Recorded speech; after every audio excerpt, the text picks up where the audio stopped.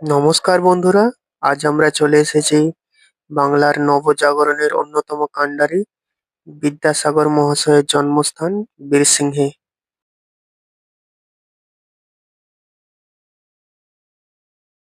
প্রবেশ পথেই আমরা দেখতে পেলাম বর্ণ পরিচয়, যেই বই পড়ে আমাদের অক্ষর পরিচয় হয়েছিল।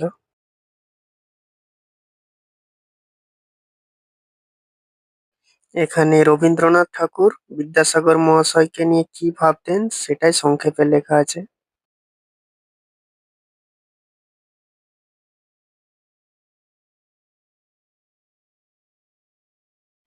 এখানে ওনার বিষয়ে কিছু লেখালেখি রয়েছে। চলুন এবার ভেতরে গিয়ে দেখি।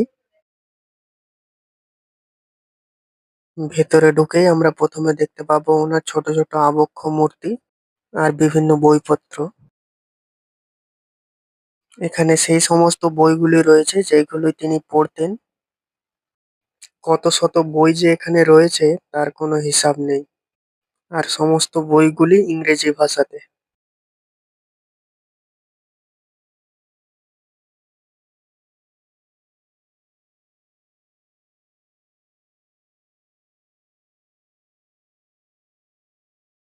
এই দিকটাতে এলে আমরা দেখতে পাবো বিদ্যাসাগর মহাশয়ের সমস্ত সামুদ্রিক সংগ্রহ। এখানে ওনার নিজের হাতে লেখা সমস্ত পুঁথিপত্র রয়েছে। এখানে পেপার ওয়েট, মানি ব্যাগ ও ধাতু নির্মিত বাতি নির্বাপনী রয়েছে। আর এই যে ওনার সামুদ্রিক সংগ্রহগুলো যেগুলোর কথা বলছিলাম।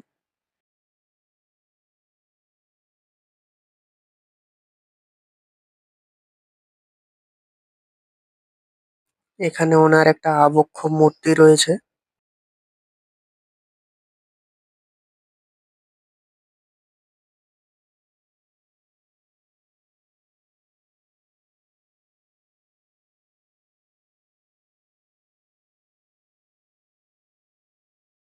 এইখানটাতে দেখুন ওনার বাঁধানো দাঁত রয়েছে। আর এখানটায় তামার ফলকে খোদাই করা কিছু লেখা ওনার বিষয়ে রয়েছে। এদিকটাতে ওনার হাতে লেখা কিছু পুঁথি রয়েছে। দেখুন হাতের লেখাটা কত সুন্দর, একবার দেখুন। সুন্দর হওয়ারই কথা, কারণ উনি যেই সময় সংস্কৃত কলেজের অধ্যাপক ছিলেন সেই সময় গ্রাম বাংলার ছেলেমেয়েরা পড়াশোনা কাকে বলে সেটাই হয়তো ভালো করে জানতো না। এখানটায় ওনার